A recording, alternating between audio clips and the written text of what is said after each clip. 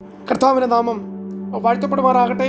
പുതിയ വർഷത്തെ നമ്മുടെ theme the year of Lord's favour. ഇത് കർത്താവിന്റെ പ്രസാദ വർഷം. പ്രിയമുള്ളവരെ, ദൈവത്തെ പൂർണ്ണമായി പ്രസാദിപ്പിക്കുന്ന ജീവിതം നയിക്കുവാൻ നാം ആഗ്രഹിക്കുന്നുവെങ്കിൽ അതിന് നമുക്കൊരു ഉത്തമ മാതൃക കർത്താവായ യേശുക്രിസ്തു മാത്രമാണ്. യേശുവിന്റെ ജീവിതത്തിൽ 2 രംഗങ്ങളിൽ ഇവനിൽ ഞാൻ പ്രസാദിച്ചിരിക്കുന്നു എന്നൊരു സ്വർഗീയമായ പ്രഖ്യാപനം പരസ്യമായി ഉളവായതായി സുവിശേഷങ്ങളിൽ നാം വായിക്കുന്നു. കർത്താവായ യേശു പരസ്യ ശുശ്രൂഷയ്ക്കായി ഇറങ്ങി പുറപ്പെടുന്നതിന് മുൻപ് യോർദാന്റെ തീരത്ത് യോഹന്നാൻ സ്നാപകന്റെ കൈക്കടിൽ സ്നാനമേറ്റ് പ്രാർത്ഥിക്കുമ്പോഴായിരുന്നു ആദ്യ പ്രഖ്യാപനം. മത്തായി സുവിശേഷം 3:17, ലൂക്കോസ് 3:22. അടുത്തത് പരസ്യ ശുശ്രൂഷയുടെ മധ്യഘട്ടത്തിൽ മറുരൂപമലയിൽ യേശു കർത്താവ് മോശയോടും ഏലിയാവിനോടും കൂടെ പർവ്വതത്തിൽ ആയിരിക്കുന്ന സമയം.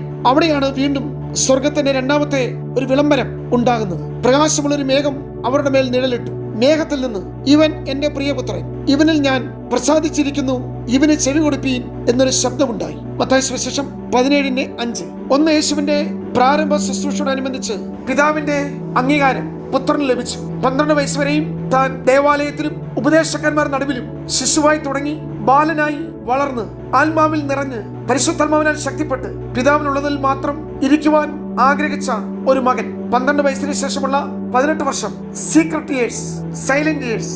അപ്പോഴും താൻ മാതാപിതാക്കൾക്ക് കീഴടങ്ങി പാർക്കുന്ന യേശു, വഴിയമ്പലത്തിൽ സ്ഥലമിലേകിയാൽ കാലിത്തൊഴുത്തിൽ കിടക്കുന്ന ശിശു, വിദ്വാൻമാർ വീണ് നമസ്കരിച്ച പൈതൽ, ശിമിയോന്റെ കരങ്ങളിൽ 8ാം നാൾ പരിശോധനയ്ക്കായി വന്നപ്പോൾ സകല ജാതിയുടെയും മനോഹര വസ്തുവായി, ലോകത്തിന്റെ പ്രകാശമായി, വെളിപ്പെടാനുള്ള മഹത്വമായി യെരൂശലേം ദേവാലയത്തിൽ മശിഹയെ കാത്തിരിക്കുന്ന ശീമോൻ എന്ന വന്യവയോധികന്റെ കൈകളിൽ സമർപ്പിക്കപ്പെട്ടിരിക്കുന്ന യേശു. അതെല്ലാം തന്റെ കേവലം ശൈശവാവസ്ഥയായിരുന്നു. അവിടെയും പൈതൽ വളർന്നു, ജ്ഞാനം നിറഞ്ഞു, ആത്മാവിൽ ബലപ്പെട്ടു, ദൈവകൃപയും അവന്റെ മേൽ ഉണ്ടായിരുന്നു. 12ാമത്തെ വയസ്സിൽ ഉപദേശകന്മാർ നടുവിൽ ആയിരിക്കുന്ന യേശു. പിന്നത്തേതിലുള്ള രഹസ്യ ജീവിതം. പക്ഷെ അപ്പോഴും ദൈവത്തെ മാത്രം പ്രസാദിപ്പിക്കും. അതിനുള്ളൊരു മറുപടിയാണ് 30ാമത്തെ വയസ്സിൽ. ഇപ്പോൾ ശിശു വളർന്ന് ബാലനായി കൗമാര പ്രായത്തിലെത്തി.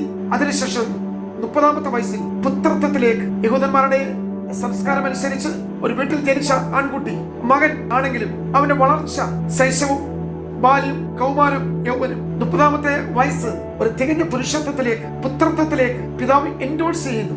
ഇവൻ എന്റെ പ്രിയ പുത്രൻ. പിതാവിനുള്ളത് വെളിപ്പെടുത്തുവാൻ, പിതാവിന്റെ അധികാരം ഉപയോഗിക്കുവാൻ, പിതാവിന്റെ അവകാശം കൈവശമാക്കുവാൻ, പിതാവ് ചെയ്തപോലെ ചെയ്യുവാൻ, പിതാവിനെ പ്രതിനിധീകരിക്കുവാൻ, പിതാവിന്റെ ആലോചന വെളിപ്പെടുത്തുവാൻ പിതാവ് അധികാരപ്പെടുത്തുന്നു, നിയമനം നൽകുന്ന പുത്രൻ. യോർദാനിൽ പഴയ നിയമത്തിൽ പലരും ഇറങ്ങി. യോശുവ ഇറങ്ങി, ഏലിയാവ് ഇറങ്ങി, ഏലീശ ഇറങ്ങി. പക്ഷെ അവരാരും യോർദാന്റെ തീരത്തിൽ നിന്നുകൊണ്ട് പ്രാർത്ഥിച്ചു. പഴയ നിയമത്തിലെ ഈ ശക്തന്മാരായ വിശ്വാസി വീരന്മാർ യോർദാന്റെ കയത്തിൽ ഇറങ്ങിയവരാണ്. പക്ഷേ അവർ മരണ യോർദാനിൽ നിന്നുകൊണ്ട് പ്രാർത്ഥിച്ചു.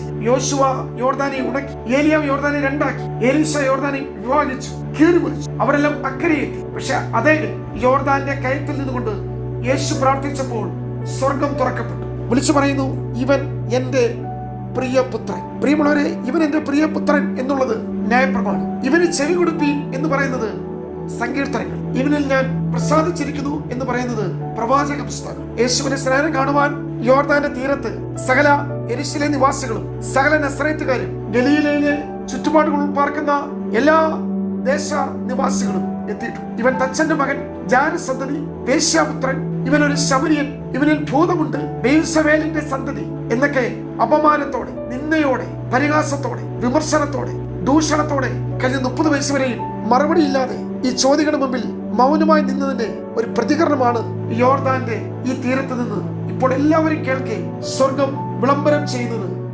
ഇവൻ എന്റെ പ്രിയപുത്രൻ, ഇവനിൽ ഞാൻ പ്രസാദിച്ചിരിക്കും. കഴിഞ്ഞ 30 വർഷമായി ഈ പുത്രൻ പിതാവിനെ പ്രസാദിപ്പിക്കുകയായി. തന്റെ തെരഞ്ഞെടുപ്പുകൾ കൊണ്ട്, ദൈവപ്രകാരമുള്ള ജീവിതം കൊണ്ട്, തന്റെ ജീവിതത്തിന്റെ പ്രാധാന്യത കൊണ്ട്, പിതാവിന്റെ ഇഷ്ടം അന്വേഷിക്കുന്നത് രഹസ്യ ജീവിതം കൊണ്ട്, തന്റെ പരസ്യമായ പ്രവൃത്തികൾ കൊണ്ട് പിതാവിനെ മാത്രം പ്രസാദിപ്പിച്ചു. 30ാമത്തെ വയസ്സിൽ പിതാവ് ഇപ്രകാരം സാക്ഷ്യപ്പെടുത്തി, ഇവൻ എന്റെ പ്രിയപുത്രൻ, ഇവനിൽ ഞാൻ പ്രസാദിച്ചിരിക്കും. അതേ പ്രിയമുള്ളവരെ, നമ്മുടെ പ്രവൃത്തിയെ, നമ്മുടെ തെരഞ്ഞെടുപ്പുകളെ, നമ്മുടെ രഹസ്യ ജീവിതത്തെ, നാം പിന്തുടർന്ന ആത്മീയ അനുഭവങ്ങളെ, വിശ്വസ്തയോടെ ചെയ്ത സേവനങ്ങളെ ലോകം നമ്മെ പരിഗണിച്ചിട്ടില്ല, അംഗീകരിച്ചിട്ടില്ല, ആദരവ് പ്രകടമാക്കിയിട്ടില്ല, ബഹുമാനം നൽകിയിട്ടില്ല. ഇപ്പോഴും മറ്റുള്ളവർ നിങ്ങളെ മനസ്സിലാക്കിയിട്ട്, നിങ്ങൾ സഹിച്ചതിനും, നിങ്ങൾ വഹിച്ചതിനും, നിങ്ങൾ താഴ്ത്തപ്പെട്ടതിനും, നിങ്ങൾ മൗനമായിരുന്നതിനും പ്രതികരിക്കാതെ സഹിഷ്ണുതയോടെ, ക്ഷമയോടെ, സഹനത്തോടെ നിങ്ങൾ ജീവിച്ചതിന് നിശ്ചയമായും ഒരു പ്രതിഫലമുണ്ട്. നിങ്ങൾ അംഗീകരിക്കപ്പെടുന്ന, ആദരിക്കപ്പെടുന്ന, ഉയർത്തപ്പെടുന്ന, ബഹുമാനിക്കപ്പെടുന്ന, പ്രശംസിക്കപ്പെടുന്ന ഒരു ദിവസമുണ്ട്. പിതാവ് പുത്രനെ നോക്കി വിളിച്ചു പറഞ്ഞു,